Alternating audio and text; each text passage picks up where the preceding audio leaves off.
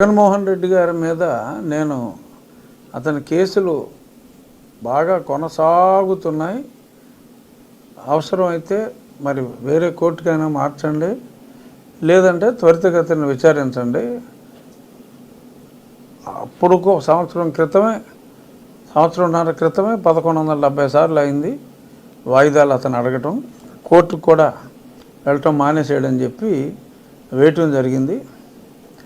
ఆ పిటిషన్లో సిబిఐని కౌంటర్ వేయమని చెప్పి జస్టిస్ సంజీవ్ ఖన్నా గారి ధర్మాసనం ఆర్డర్ చేస్తే నిన్న కౌంటర్ వేశారు సిబిఐ వాళ్ళు. సిబిఐ కౌంటర్లో వాళ్ళు ఇచ్చింది ఏంటంటే, ఈ 13లో ఈ కేసు మొదలైన తర్వాత ఇప్పటికీ ఏ తీర్పు రాకముందే 6 న్యాయమూర్తులు సిబిఐ కోర్టులో వాళ్ళు బదిలీ అయ్యారు. మరి ఎప్పుడు బదిలీ అయినా రెడ్డి వచ్చి మొదలట్లాగా మళ్ళీ అన్నీ వినవలసిన బాధ్యత ఉంది. సో కాబట్టి మళ్ళీ అన్నీ వింటున్నారు. ఒక ప్రిన్సిపల్ కోర్టుకి రోజువారీ విచారణ జరిపేలాగా ఆదేశిస్తే బాగుంటుంది. వేరే రాష్ట్రానికి మారిస్తే ఈ సాక్షులందరూ పక్క రాష్ట్రాలకి వెళ్ళాలి అంటే ఇబ్బంది అవుతుంది. కాబట్టి ఈ రాష్ట్రంలోనే ఒక స్పెషల్ జడ్జిని పెట్టి డైలీ బేసిస్లో చేసి విచారిస్తే బాగుంటుంది అని చెప్పి వాళ్ళు కౌంటర్ వేశారు. ఈలోగా ఇక్కడ తెలంగాణ హైకోర్టు వాళ్ళు ఈ సిబిఐ కోర్టు జడ్జిని మళ్ళీ మార్చారు. అక్కడ సిబిఐ అఫిడవిట్ ఇప్పటికి ఇంతమందిని మార్చారా బాబు, డైలీ విచారించమని అని చెప్పి సిబిఐ అడిగితే ఈలోపు తెలంగాణ హైకోర్టు వాళ్ళు మార్చారు. నేను వేసిన పిటిషన్లో విచారణ తొందరగా అవ్వాలి అని చెప్పి మౌఖికంగా చెప్తూ సిబిఐని కౌంటర్ వేయమని చెప్పి స్పీడ్గా జరగాలని చెప్పి సుప్రీంకోర్టు చెప్పి ఆగస్టు 5కి వాయిదా వేశారు. ఇప్పుడు చేయవలసింది ఏమిటంటే,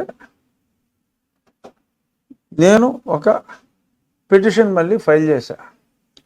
ఈ హైకోర్టు ఏదైతే ఆదేశాలు ఇచ్చిందో సిబిఐ కోర్టు జడ్జిని మారుస్తూ ఆ ఆదేశాలని ఆపి, ఏదైతే సిబిఐ కూడా ఫైల్ చేసిందో విచారణ వేగవంతంగా జరిగేలాగా, సో రోజువారీ విచారణ సిబిఐ రిక్వెస్ట్ చేసినట్టు చేస్తూ ఆ విచారణ అయ్యి ఆ తీర్పు వచ్చిన తరువాతే ఆ న్యాయమూర్తిని బదిలీ చేయమని చెప్పి నేను పిటిషన్ ఇమీడియట్గా వేయటం జరిగింది. బహుశా వచ్చే వారంలో మరి అది విచారణకి రావచ్చు.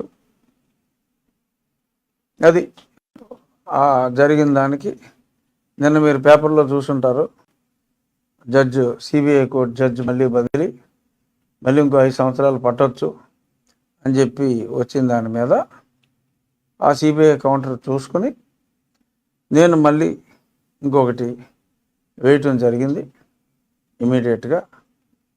మరి చూద్దాం మరి దాని మీద సుప్రీంకోర్టు స్పందన ఎలా ఉంటుందో. నా ఉద్దేశంలో బహుశా వీరిని ఒక interim order, we're expecting a positive interim order. అది ఏమవుతుందో చూద్దాం. ఇక ఇంకొకటి